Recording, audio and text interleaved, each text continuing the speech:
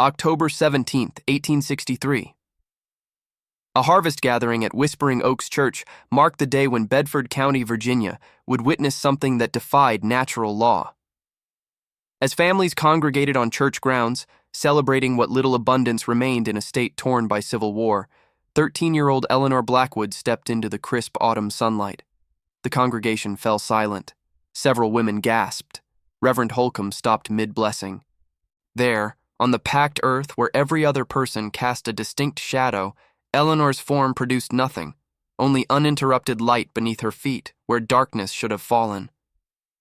"Step aside, girl," Thomas Whitaker, the church deacon, commanded with trembling voice. Eleanor obeyed, moving 3 paces to her left, but the anomaly followed. No matter her position in the bright October sun, no shadow formed beneath her worn cotton dress. "The child is bewitched," whispered Sarah Montgomery, clutching her infant to her chest. "Or the devil's taken her shadow for payment." Eleanor's father, Jonathan Blackwood, a respected farmer with land just beyond Goose Creek, pushed through the murmuring crowd.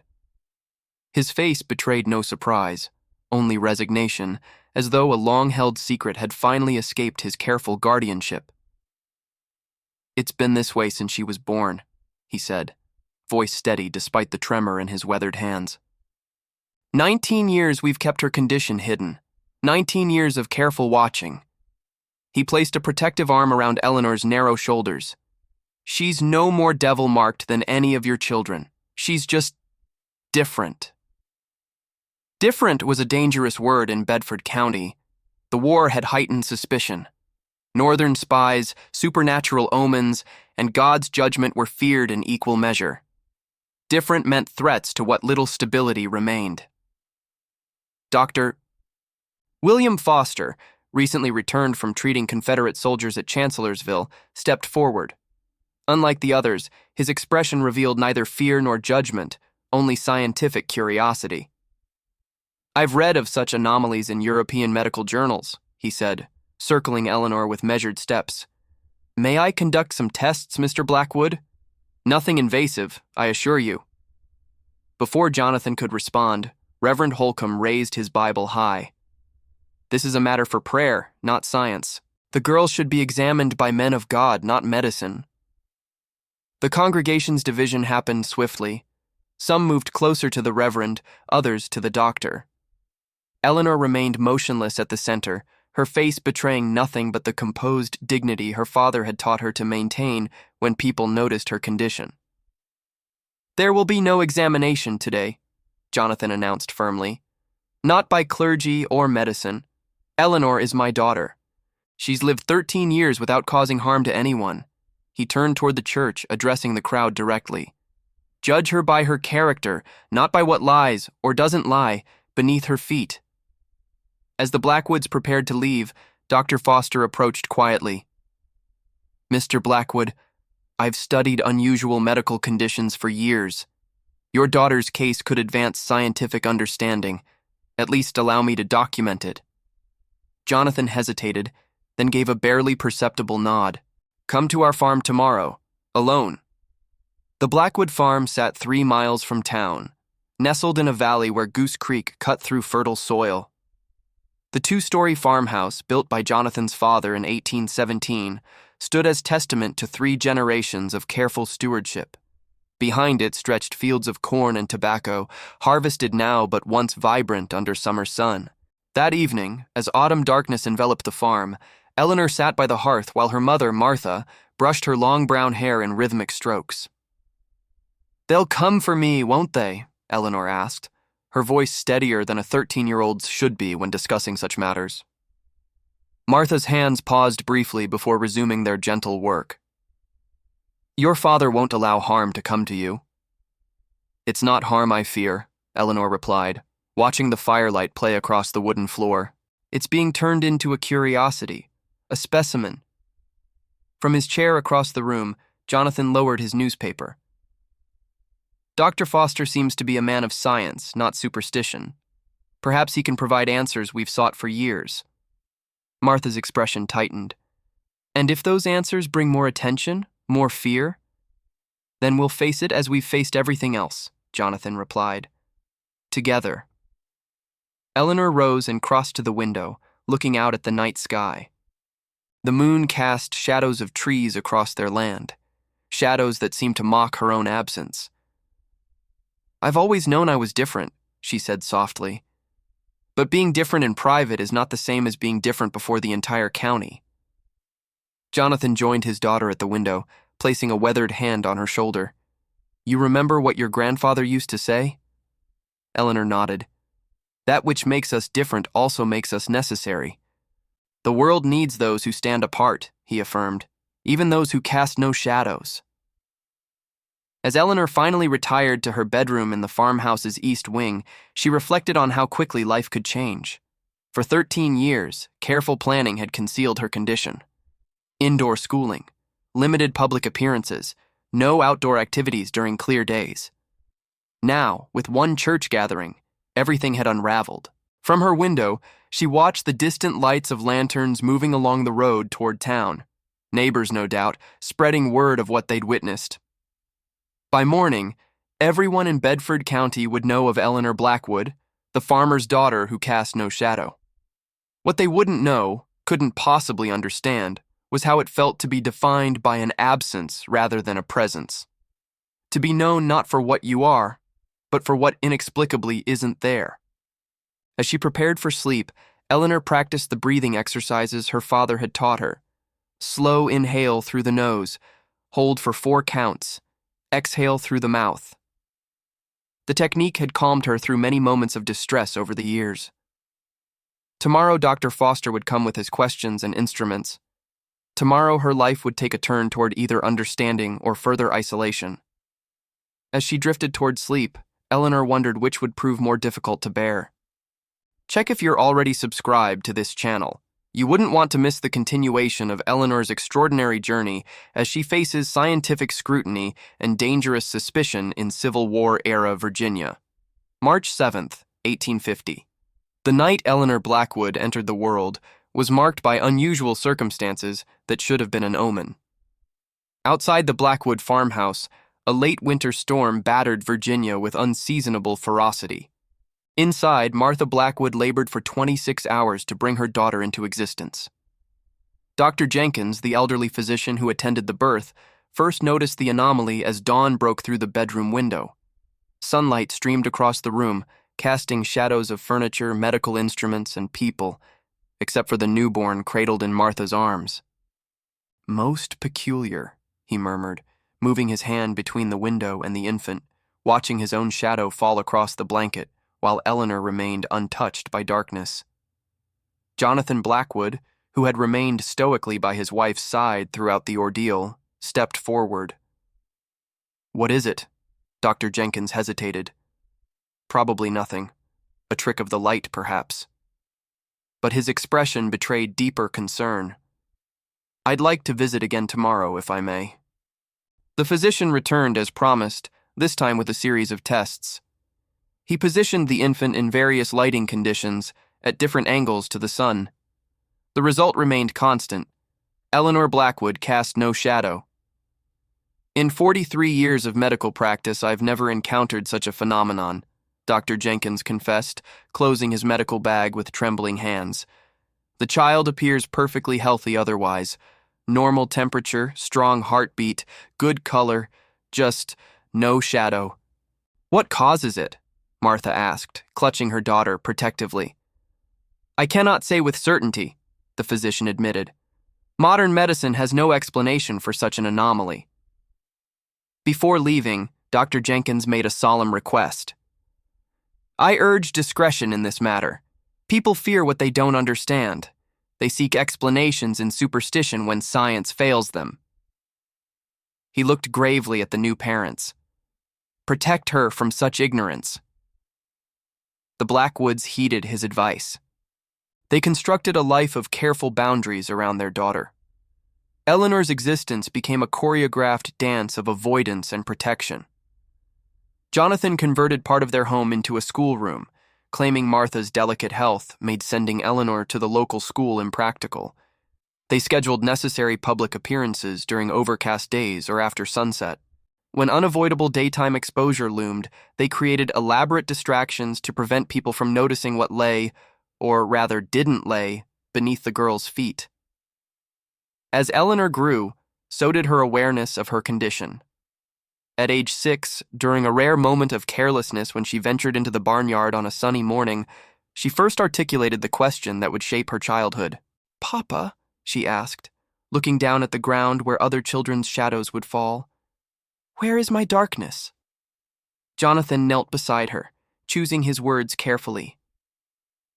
"Some people carry their darkness inside, Eleanor. Others cast it out onto the ground. You're special, because your light is too strong to create shadows." Whether she understood or merely accepted this explanation, Eleanor nodded solemnly. From that day forward, she became a partner in concealing her condition rather than merely its subject. The careful management of Eleanor's life required sacrifices. The Blackwoods declined invitations to midday socials and Sunday picnics. They received few visitors at the farm. Jonathan built a covered walkway from the house to the barn so Eleanor could complete chores without exposure. Martha sewed wide-brimmed hats and long cloaks that might, to unobservant eyes, disguise the absence beneath her. Despite these precautions, there were incidents. When Eleanor was 9, the miller's son followed her home, fascinated by how she seemed to float above the ground. At 11, during a funeral held at noon, Widow Sullivan noticed and crossed herself repeatedly, whispering prayers of protection. Each time, the Blackwoods relocated their public appearances for months afterward, allowing memories to fade. Dr. Jenkins remained their confidant until his death in 1858. Before passing, he entrusted his records of Eleanor's case to Jonathan, including correspondence with a Philadelphia physician who had documented a similar case in 1795, a merchant's son who cast no shadow for 7 years before the condition mysteriously resolved itself. "Perhaps she'll outgrow it," Martha suggested hopefully after reading the account. Jonathan was less optimistic. "Or perhaps this is who she is, and we must help her find strength in it rather than awaiting a cure." The debates about Eleanor's future intensified as she approached adolescence. Martha favored sending her to female relatives in Richmond, where anonymity might offer greater freedom. Jonathan believed keeping her close within the protective circle of family remained their best strategy. Eleanor herself developed into a thoughtful, intelligent young woman despite her isolation. She devoured the books her father brought from his infrequent trips to larger towns. She learned piano from her mother, mathematics and natural philosophy from her father. She knew Latin, some Greek, and enough agricultural science to suggest crop rotations that improved their farm's yield significantly in 1862. What she lacked was companionship. The solitude that protected also isolated. Her closest friend was Thomas, the son of their tenant farmer, who discovered her condition accidentally when they were both 10, but kept her secret with childish solemnity. "It makes you special," he told her, with the straightforward acceptance only children can offer. "Like you're made of pure light."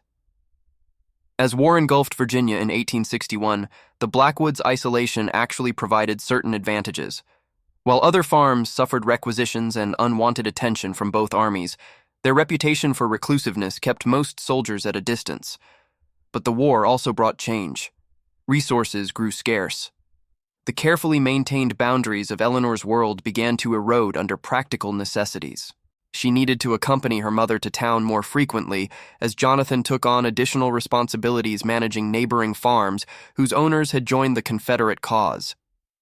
It was this erosion of their protective routine that ultimately led to that fateful day at Whispering Oaks Church. A day when the careful architecture of concealment collapsed, exposing Eleanor's condition to public scrutiny after 13 years of successful secrecy. As Dr. Foster prepared to visit the next morning, the Blackwoods faced a pivotal question. Had they protected Eleanor all these years, or merely postponed an inevitable confrontation with a world unprepared to accept her difference? Jonathan sat late into the night, reviewing Dr. Jenkins' old notes by lamplight. In the margins of one page, the deceased physician had written, "The absence of shadow does not indicate an absence of substance. Perhaps it suggests instead an abundance of light." Doctor. William Foster arrived at the Blackwood farm precisely at 9 o'clock the following morning. He came alone as promised, carrying a leather medical bag and a wooden case containing what appeared to be scientific instruments. The morning fog still clung to the fields, providing a natural shroud that would temporarily conceal Eleanor's condition. Jonathan greeted him at the door with cautious formality. "I appreciate your discretion, Doctor." "Science advances through careful observation of the extraordinary, Mr. Blackwood," Foster replied, removing his hat as he entered, "not through hasty judgment or public spectacle." The physician was younger than most country doctors, perhaps 35, with intelligent eyes behind wire-rimmed spectacles. His accent suggested northern education, though he had served as a Confederate surgeon since the war began. Eleanor waited in the parlor, seated primly on a high-backed chair near the window. She wore a simple blue dress, her hair braided neatly down her back. Her posture betrayed neither fear nor excitement, only the dignified composure her parents had instilled in her. "Good morning, Miss Blackwood," Dr. Foster said, placing his cases on a nearby table. "I appreciate your willingness to assist my inquiry." "I'm as curious about my condition as you are, Doctor," Eleanor replied. "Perhaps more so." Foster smiled appreciatively at her directness. "Then we shall investigate together." The examination began methodically.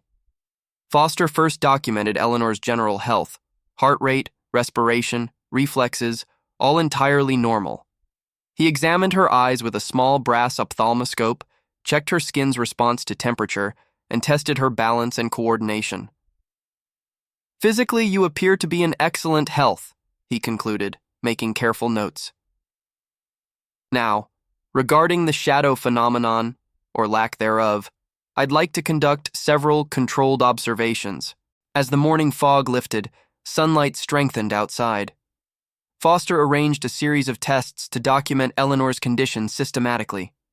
He positioned her at various angles to the light source. He placed objects between her and the sun. He used mirrors to reflect light from different directions. Throughout, he maintained a professional demeanor, treating Eleanor as a collaborator rather than a subject. "Remarkable," he murmured as he conducted a test with colored glass filters. "The absence is complete regardless of light intensity or wavelength." "Is there a scientific explanation?" Jonathan asked, watching from nearby. "Science explains what it can observe and measure," Foster replied thoughtfully. "What we have here defies current understanding. It's not that your daughter creates an invisible shadow, she creates no shadow at all, as though light refuses to be interrupted by her physical form." Martha, who had been silently observing, finally spoke. "Is she in danger? Could this condition harm her?" Foster considered the question carefully. "She has lived 13 years without apparent physical consequences. Her development appears normal. I see no evidence of deterioration or distress attributable to this phenomenon." The physician continued his examination, measuring the temperature around Eleanor's body and testing whether objects she held also lost their shadows. They did not. By midday, he had filled several pages with observations.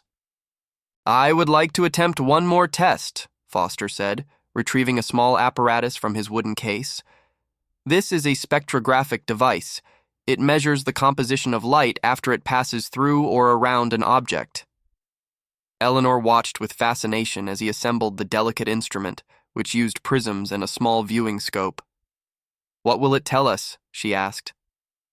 "If your body is interacting with light in some unusual manner, absorbing, bending, or perhaps enhancing certain wavelengths, this might detect it." The test proceeded slowly, with Foster making careful adjustments and documenting the results. His expression grew increasingly perplexed. "According to this instrument," he finally said, "light is passing through you in exactly the same manner it would pass through any person. Yet visually, we see no shadow." He frowned. "It's as though your body is physically present for all properties, except the interruption of light." As the examination concluded, Foster packed his instruments with methodical care. "With your permission, I would like to consult with colleagues. Discreetly, of course. There's a physician in Philadelphia who has documented unusual optical phenomena. And in the meantime? Jonathan asked. The town is already talking. Yesterday's church gathering ensured that. I would recommend continuing as normal a life as possible, Foster advised. Hiding creates more speculation than measured openness. Eleanor's condition is unusual, yes, but hardly threatening. Martha laughed bitterly. You underestimate people's capacity for fear, Doctor. Perhaps, Foster acknowledged. But I've found that fear thrives in ignorance. Education can be a powerful antidote. As Dr. Foster prepared to leave, Eleanor walked with him to the door. Doctor, she said quietly, ensuring her parents couldn't overhear. Am I human? Entirely human, I mean? Foster's expression softened. More human than most, I would say. We are all mysteries, Miss Blackwood. Some of us simply wear our mysteries more visibly than others. After the doctor's departure, the Blackwoods gathered in the parlor, processing the morning's events. He seems trustworthy, Jonathan observed, and genuinely interested in understanding rather than exploiting. His interest won't protect Eleanor from others, Martha countered. Scientific curiosity from one man doesn't ensure safety from the fears of many. Eleanor, who had been staring out the window, turned to face her parents. I can't continue hiding, she said with unexpected firmness. 13 years of shadows, or lack thereof, is enough. Eleanor, her mother began. No, Mother. I refuse to live as though my existence is something shameful. Eleanor's voice remained calm, but carried a determination they hadn't heard before. Dr. Foster is right. Education is better than secrecy. I want to attend school, real school, with other students. Jonathan and Martha exchanged concerned glances. The timing is poor, Jonathan said gently. With the war, people are already frightened and suspicious. Difference becomes threat too easily these days. When would the timing be good? Eleanor challenged. Another year? 5? When I'm an old woman who has experienced nothing but these farm walls? The conviction in her voice silenced her parents momentarily. This was a new Eleanor, one shaped not just by their protection, but by her own emerging sense of purpose. We only want to keep you safe, Martha said softly. I know, Eleanor acknowledged, and I love you for it. But there must be purpose in my difference. Otherwise, why would I be this way? If you're touched by Eleanor's courage to face a world that might fear her difference, leave a comment saying, "Let your light shine." Her journey resonates with anyone who has ever felt different in a world that demands conformity. Later that afternoon, Thomas arrived at the farm. At 16, he had grown tall and lanky, his face beginning to show the angles of adulthood beneath boyish features. He found Eleanor in the apple orchard, sitting with her back against a tree trunk. I heard about what happened at church, he said, dropping down beside her. My mother wouldn't stop talking about it all evening. And what did she say? Eleanor asked, not looking at him. The usual nonsense, signs and portents, God's mysterious ways. He plucked a blade of grass and twisted it between his fingers. I told her you've always been this way and it hasn't hurt anyone yet. Eleanor turned to him in surprise. You defended me? Publicly? Course I did, he replied with a shrug. We've been friends since we could walk. Your shadow, or lack of one, doesn't change that. A comfortable silence settled between them, the kind only possible between people who have known each other since childhood. Dr. Foster came this morning, Eleanor finally said. He conducted tests. Even he doesn't understand it. Did he say you were in danger? She shook her head. No, but he wants to tell other doctors about me, study me. Thomas frowned. Like a specimen? Like a mystery, she corrected. I think I want to be studied, Thomas. If someone could explain why I'm different, maybe there would be a reason for it. A purpose. Does there need to be a purpose? Thomas asked, looking up at the dappled sunlight filtering through apple leaves. Some things just are. Eleanor considered this. Would you be satisfied with that answer if you were me? No, he admitted with a small laugh. I'd want to know everything. The sound of approaching horses interrupted their conversation. 3 riders were coming up the farm road: Reverend Holcomb, Deacon Whitaker, and Sheriff Davis. Their expressions suggested this wasn't a social call. "You should go," Eleanor told Thomas quickly. "I'm staying right here," he replied, standing and offering his hand to help her up. As the men dismounted, Jonathan emerged from the barn to meet them.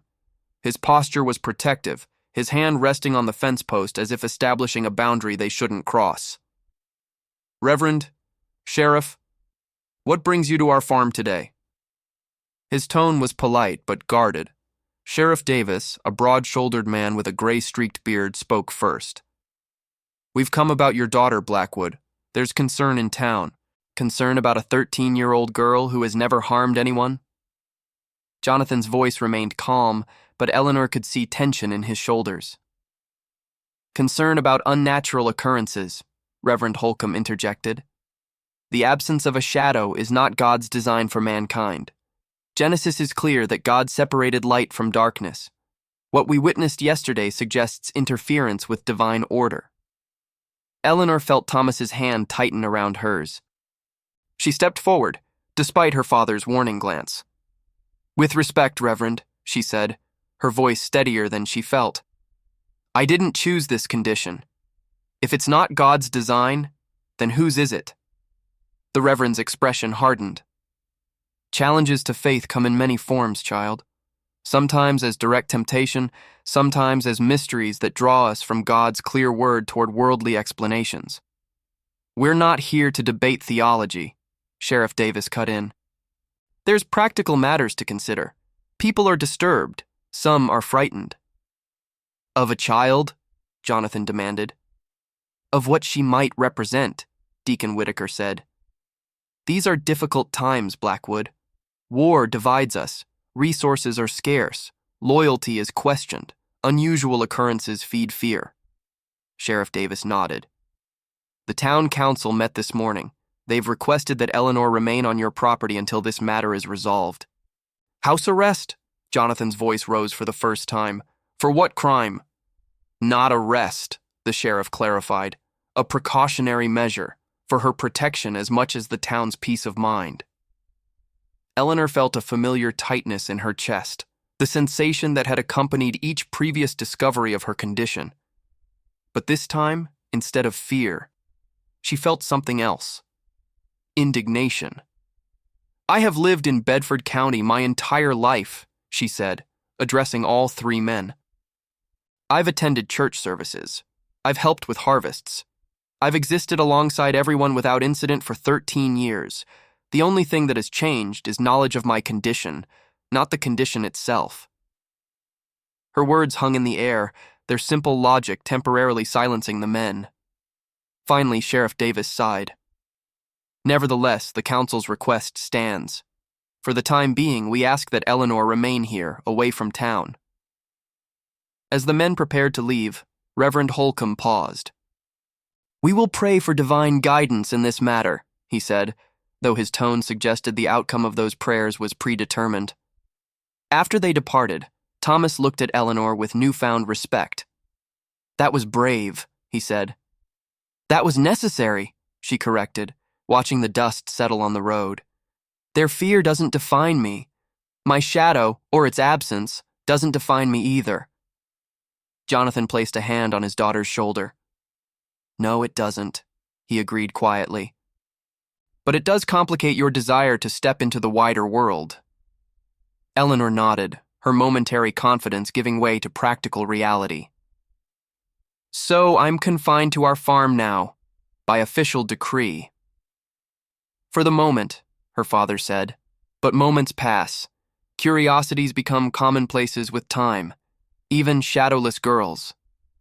As evening approached, bringing with it the comfort of darkness where everyone's shadow disappeared, Eleanor sat at her bedroom window. Beyond their farm's boundaries, she could see lights from town, the community that now viewed her as a threat rather than a neighbor. The unfairness burned within her. She had committed no crime except existing in a form that defied explanation. Now that existence was deemed dangerous enough to warrant confinement.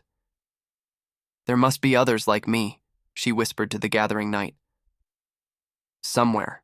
The thought provided small comfort as she prepared for sleep, uncertain what the coming days would bring, but determined not to let fear, either her own or the town's, dictate her path forward. November arrived with bitter winds and early frosts. 1 month had passed since Eleanor's condition became public knowledge, and the situation had evolved in unexpected ways. Though still unofficially confined to the Blackwood farm, Eleanor had become the subject of increasing scientific interest rather than diminishing fear. Dr. Foster had maintained his promise of discretion, but he had also written to colleagues at medical institutions in Philadelphia and Boston. Their responses arrived in sealed envelopes delivered by private courier rather than through Bedford's gossipy postal service. "They're intrigued," Foster explained one gray afternoon as he sat at the Blackwoods' kitchen table, a spread of correspondence before him. "Dr. Winthrop at Harvard Medical School believes your condition may relate to a case documented in Bavaria in 1807. A young man who cast no shadow for 3 years following a lightning strike." "Was he cured?" Martha asked, pouring tea for their guest. "Not cured," Foster clarified. "The condition resolved spontaneously, just as it had appeared. There was no intervention, medical or otherwise." Eleanor, who had been permitted to join these discussions given their direct relevance to her life, leaned forward. "And did they determine a cause?" "Unfortunately not. The physician who documented the case attributed it to electrical disruption of the body's natural luminous properties, a theory that reflected the limited understanding of physics at that time." Foster removed his spectacles, polishing them thoughtfully. "However, Dr. Collins at Jefferson Medical College has a more modern hypothesis." He extracted a letter written on heavy cream paper. "Collins suggests your condition may relate to the optical properties of your cellular structure. He proposes that something in your physical composition causes light to refract around your body rather than being interrupted by it." "Is such a thing possible?" Jonathan asked skeptically. "Theoretically, yes. Light behaves according to specific physical laws. If those conditions are altered, if light can be bent around an object rather than blocked by it, a shadow would not form." Foster replaced his spectacles. "It's similar to how certain fish appear nearly invisible in water because their tissues match the refractive index of their environment." Eleanor considered this explanation. "But I'm not invisible. People can see me clearly." "Indeed, which makes your case all the more fascinating." Foster looked at her with genuine scientific curiosity. "You are visibly present yet cast no shadow, suggesting your body interacts with light in ways that defy current understanding." These scientific discussions provided Eleanor with something she had never expected, a sense of purpose in her difference. Each letter, each theory, each test transformed her from oddity to scientific subject, someone whose unique condition might expand human knowledge. Concurrently, the town's reaction had fragmented along predictable lines. Some residents, particularly the younger and more educated, grew increasingly curious rather than fearful. Others, led by Reverend Holcomb and his devoted congregation, hardened in their conviction that Eleanor's condition represented something unnatural that required spiritual intervention. The first snow fell on November 12th, transforming Bedford County into a landscape of white fields and gray skies. The weather provided Eleanor with unexpected freedom. Overcast days concealed her condition from casual observation, allowing her to accompany her father to the grain mill without incident. It was during one such trip that Eleanor encountered Agatha Miller, the town's schoolteacher. Miss Miller, a spinster of 42 with progressive ideas that occasionally clashed with local sensibilities, approached Eleanor directly while Jonathan conducted business inside the mill. "Miss Blackwood," she said, her breath visible in the cold air, "I've heard a great deal about you." Eleanor tensed, preparing for the usual mix of fear and morbid curiosity. "Yes, ma'am, I imagine you have. Dr. Foster has spoken with me about your education," Miss Miller continued, surprising Eleanor.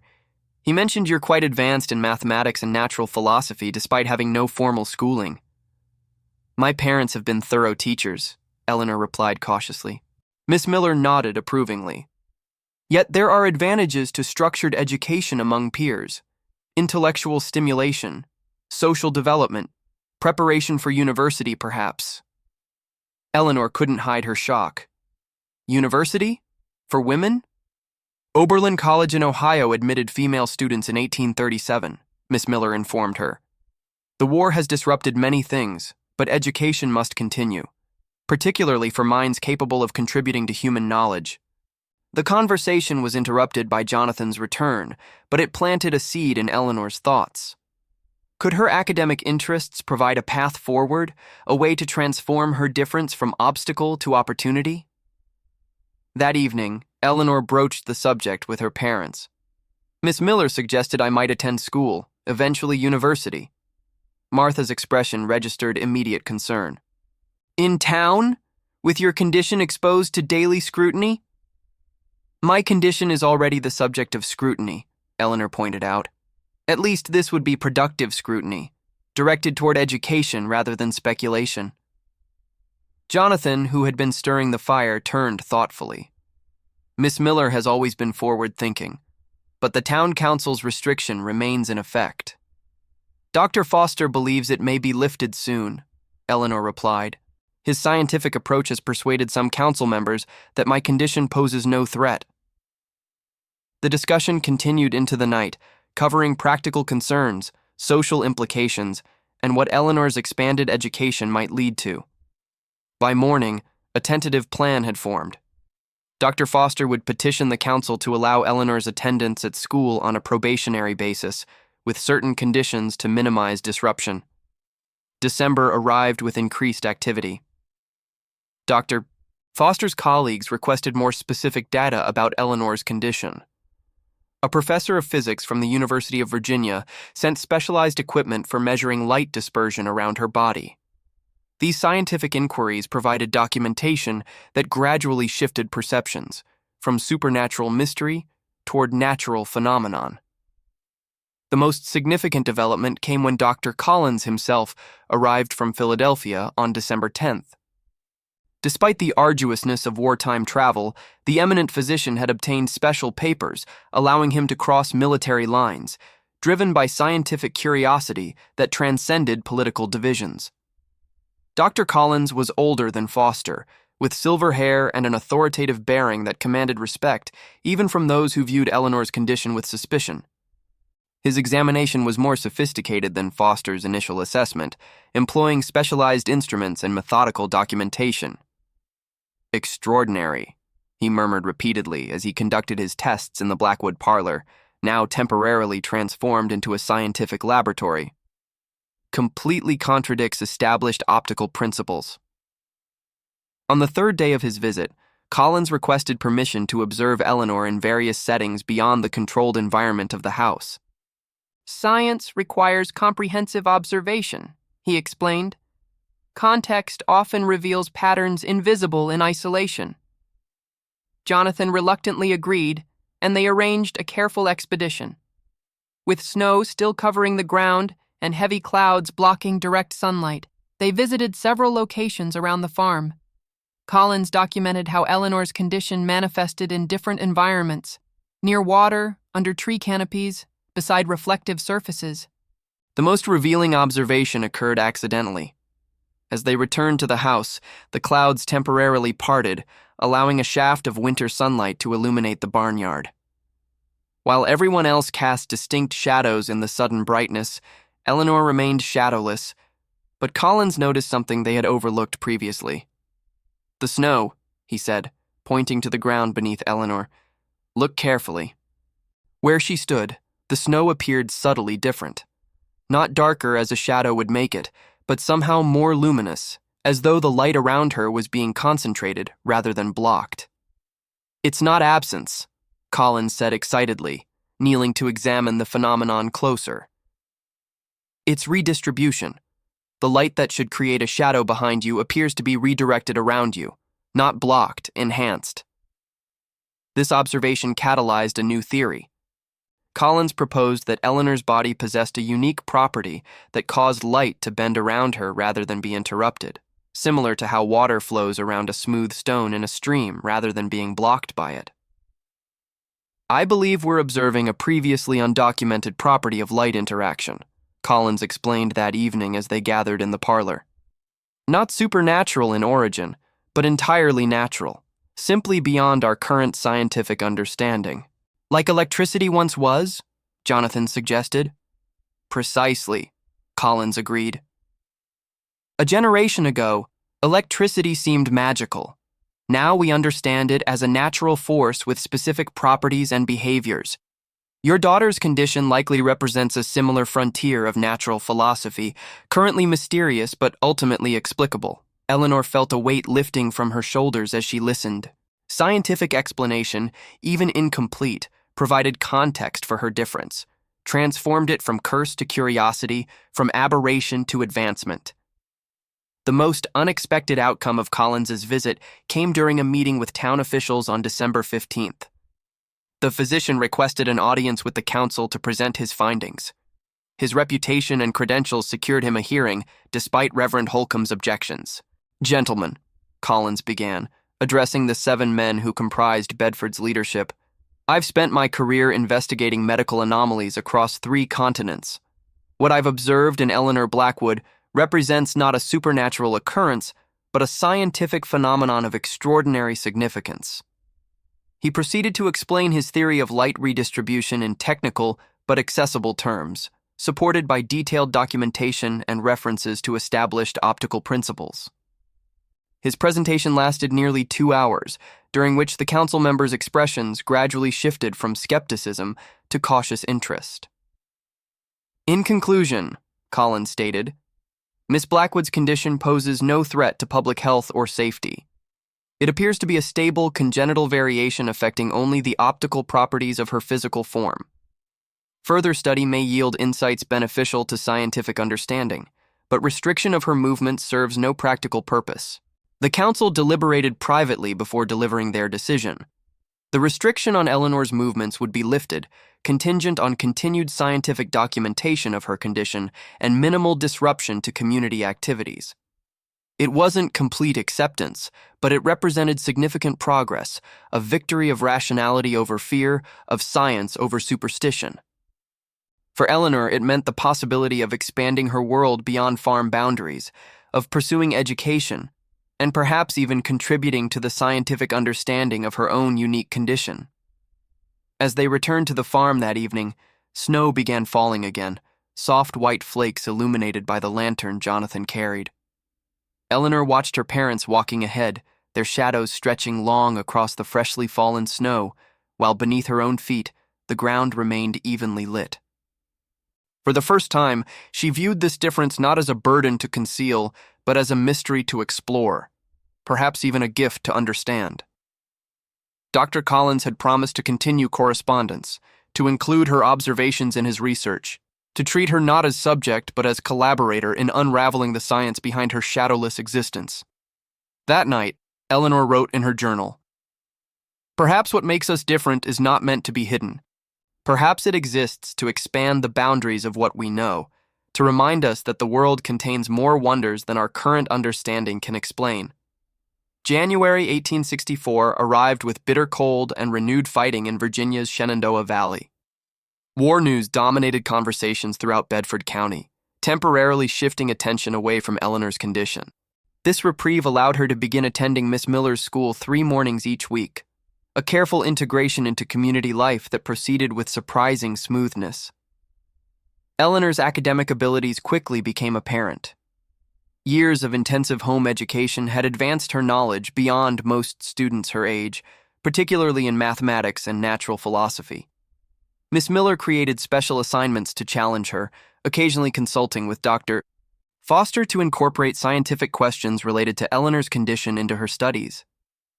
"Light behaves according to specific laws," Miss Miller explained during one lesson, using Eleanor's condition as an educational opportunity rather than a curiosity. Refraction, reflection, absorption. These principles govern how we perceive our world visually. The other students, initially wary, gradually accepted Eleanor's presence. Children, it seemed, adapted more readily than adults to differences they couldn't explain but could observe to be harmless. By February, Eleanor had formed tentative friendships with 2 girls her age. Sarah Cunningham, the blacksmith's daughter, and Rebecca Porter, whose father operated the town's small newspaper. More significant was the continuing scientific correspondence regarding Eleanor's condition. Dr. Collins maintained regular communication, sharing observations from similar cases he was investigating and requesting specific measurements and tests. These exchanges traveled slowly due to wartime postal disruptions, but they sustained Eleanor's hope that her condition might eventually be fully explained. The pivotal development came unexpectedly on February 23rd, when a package arrived from Philadelphia. It contained a letter from Dr. Collins, several scientific journals, and a small brass instrument with lenses and measuring scales.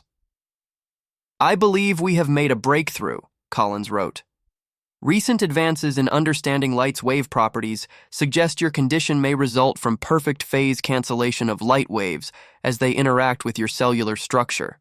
The enclosed spectroscope should allow Foster to measure the specific wavelengths involved." Dr. Foster visited that evening to examine the instrument and Collins's theory. "It's revolutionary," he explained to the Blackwoods. "Collins suggests Eleanor's body somehow cancels the shadow-forming properties of light through precise wave interference, similar to how certain sound waves cancel each other when perfectly misaligned." "Is such a thing scientifically possible?" Jonathan asked.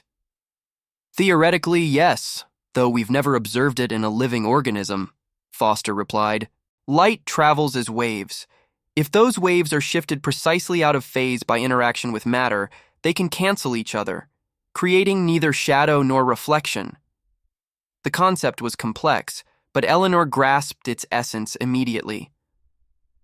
"So I'm not defying natural law, I'm demonstrating an undocumented aspect of it?" "Precisely," Foster confirmed.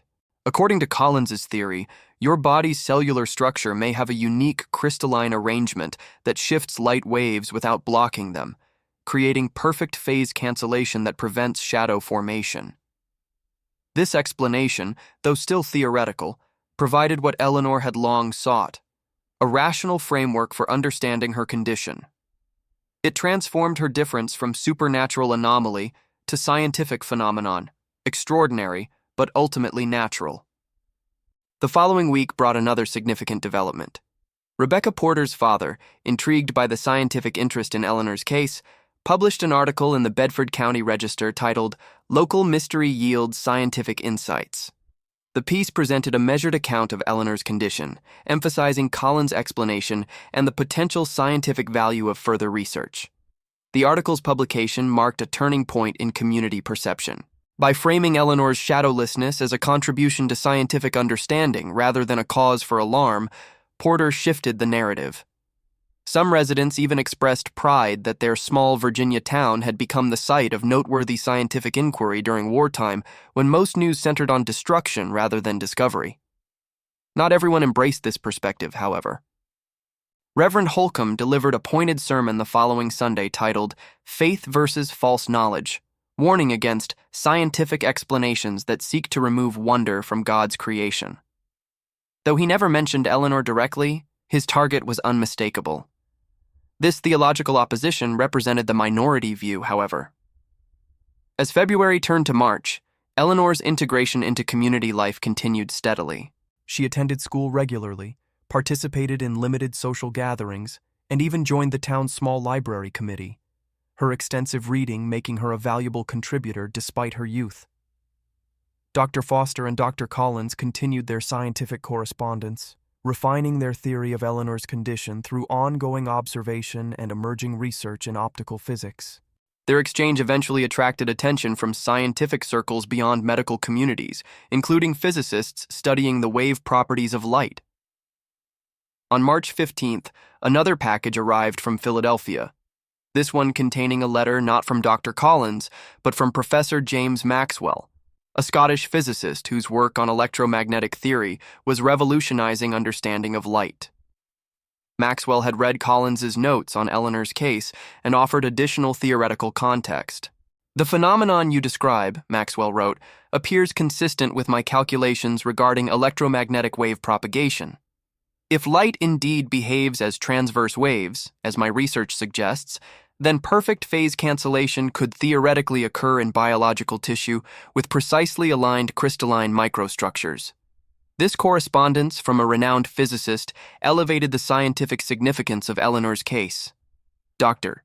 Foster could barely contain his excitement as he shared Maxwell's letter with the Blackwoods. "This connects Eleanor's condition to the most advanced scientific research of our time," he explained. "Maxwell's electromagnetic theory represents the frontier of natural philosophy." For Eleanor, this scientific validation provided something beyond explanation. It offered purpose. Her condition, long perceived as a burden requiring concealment, now represented a living demonstration of theoretical principles that might advance human understanding of light's fundamental nature. This sense of purpose solidified during a conversation with Miss Miller in late March. The teacher had been corresponding with former colleagues at women's educational institutions in New England, sharing Eleanor's academic achievements and unique circumstances. "Mount Holyoke Female Seminary has expressed interest in your application," Miss Miller informed Eleanor during a private meeting after school. "They have a strong scientific program and faculty who would value both your intellectual capabilities and the opportunity to document your condition in an academic context." The possibility of higher education, of pursuing knowledge beyond Bedford County's limited resources, ignited Eleanor's imagination. The war complicated such plans, but its eventual conclusion would open possibilities previously unimaginable. As spring slowly awakened Virginia's landscape, Eleanor's life expanded in parallel. The scientific explanation of her condition, though still evolving, had transformed public perception sufficiently to allow her increasingly normal participation in community life. Her academic achievements garnered recognition independent of her physical uniqueness. The most profound change, however, occurred within Eleanor herself. The shadowlessness that had defined her through limitation now offered direction and meaning. Her journal entries from this period reveal a young woman no longer defined by absence, but by potential, not by what she lacked, but by what she might contribute. "Perhaps," she wrote on April 7th, "we are each created with precisely the differences needed to illuminate specific truths. My shadow's absence has opened windows into light's nature that might otherwise remain unexplored." This philosophical perspective was tested in late April when a traveling daguerreotypist visited Bedford County. Photography was still relatively rare in rural Virginia, particularly during wartime, and many families seized the opportunity to preserve images of loved ones who might soon depart for battle. The Blackwoods debated whether Eleanor should participate in this community event. Would her condition affect the photographic process, which depended on light's interaction with chemical compounds? Would a failed photograph renew suspicion and scrutiny? After consultation with Dr. Foster, who found the scientific question fascinating, they decided to proceed. The daguerreotypist, Mr. Pearson, was informed of Eleanor's condition beforehand to prevent public surprise if complications arose. On April 23rd, Eleanor sat for her portrait in the town hall, wearing her best dress with her hair arranged simply. The process required perfect stillness for nearly a minute as light imprinted her image on the photographic plate. When Pearson emerged from his makeshift darkroom 30 minutes later, his expression revealed confusion rather than concern. "Most unusual," he said, presenting the finished daguerreotype. "See for yourself." The image showed Eleanor clearly, her features perfectly captured, her dress and surroundings normally rendered. But where her shadow should have appeared on the wall behind her, the daguerreotype showed only undisturbed light. The photographic process, which documented reality without interpretation, confirmed what human observation had reported. Eleanor Blackwood cast no shadow. This photographic evidence provided scientific documentation beyond personal testimony. Dr. Foster immediately recognized its significance and arranged to have duplicate daguerreotypes created, one for local records, one to be sent to Dr. Collins in Philadelphia for scientific analysis. The photographic confirmation coincided with another development. Dr. Collins's ongoing research had uncovered historical records of 7 similar cases documented between 1795 and 1860, individuals who cast no shadow for periods ranging from several months to 22 years. In each instance, the condition eventually resolved spontaneously, often following significant physical or emotional changes. This suggests your condition, while rare, is not unique, Dr. Foster explained to Eleanor and her parents. More importantly, the historical pattern indicates it may be temporary rather than permanent. You mean I might eventually cast a shadow? Eleanor asked, uncertain whether to feel hope or loss at this possibility. According to these records, yes. The time frame varies considerably, but in each documented case, normal shadow production eventually resumed. This revelation prompted complex emotions for Eleanor. Having integrated her shadowlessness into her identity and future plans, the possibility of its disappearance represented not only potential normalization, but also a kind of loss, of uniqueness, of scientific significance, of the very quality that had shaped her life's direction. As May arrived with warming days and lengthening light, Eleanor continued her expanded life, attending school, participating cautiously in community events, and corresponding with scientists interested in her condition. The daguerreotype had traveled to Philadelphia, then to Boston, generating scholarly discussion among physicists studying light's properties.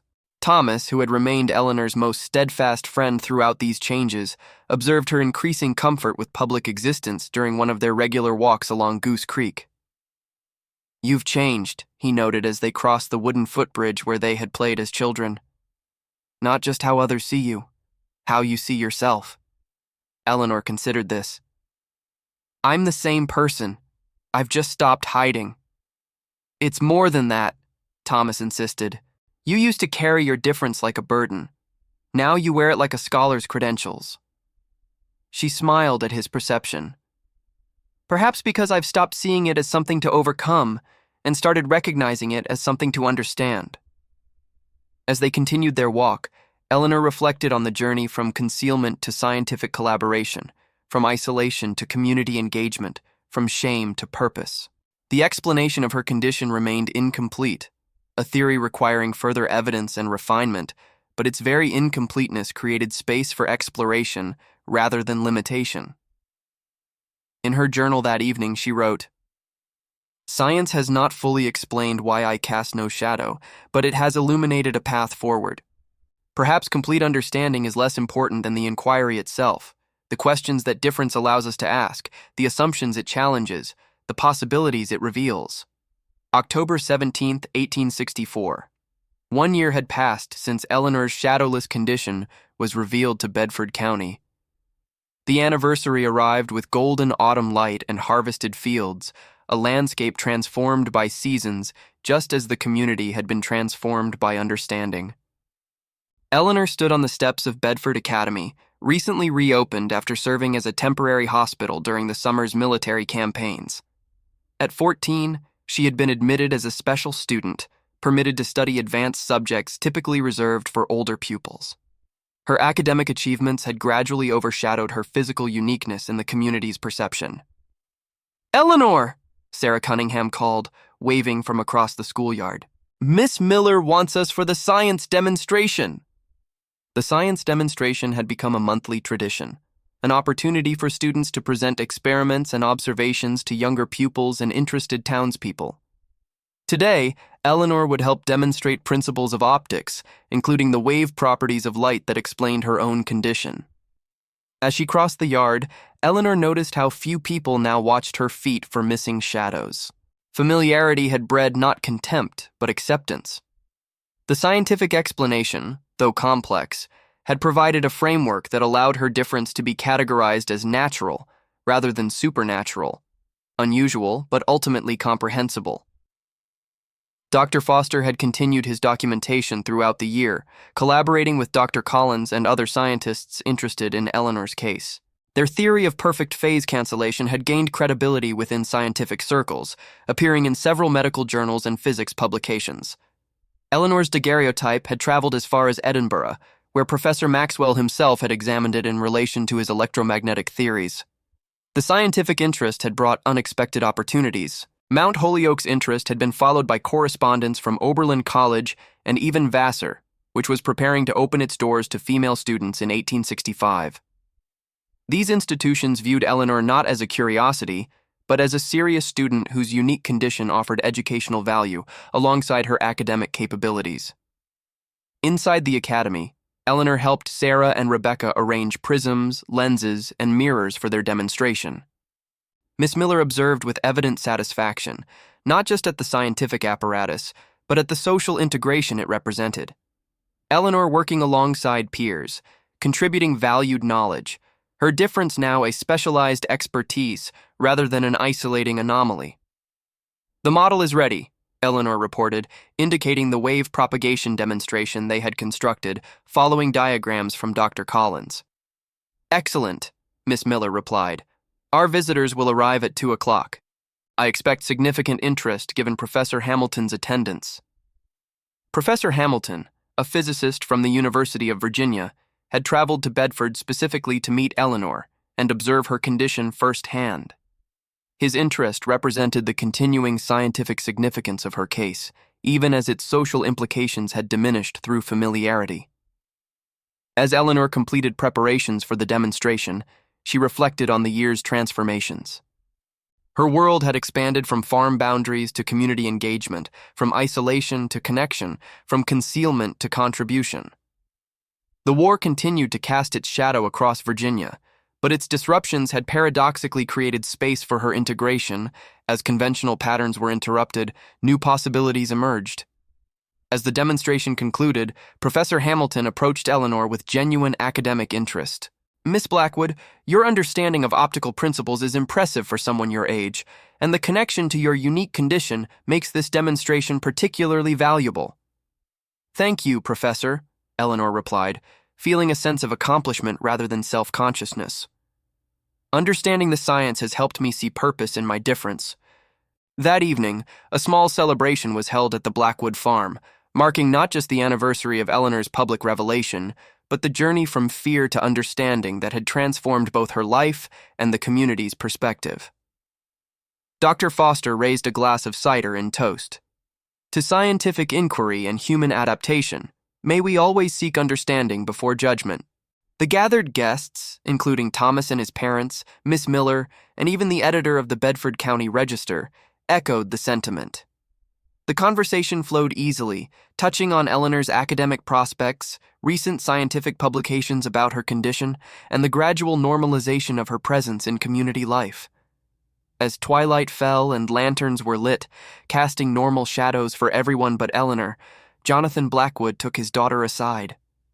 "I have something for you," he said, presenting a small wooden box crafted by his own hands.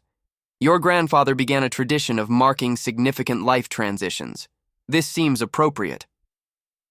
Inside the box lay a silver pendant, a delicate rendering of a prism with light rays passing through it, creating a spectrum of colors.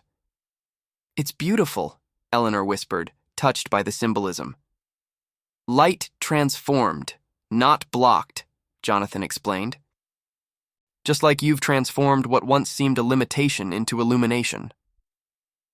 As guests departed and the household settled for the night, Eleanor stood at her bedroom window, looking out at the moonlit landscape. Her shadow-casting years might still lie ahead, according to the historical cases Dr. Collins had documented, yet she no longer awaited that change with desperation or fear. Her journal entry that night captured this evolution. 19 years without a shadow once defined me through absence.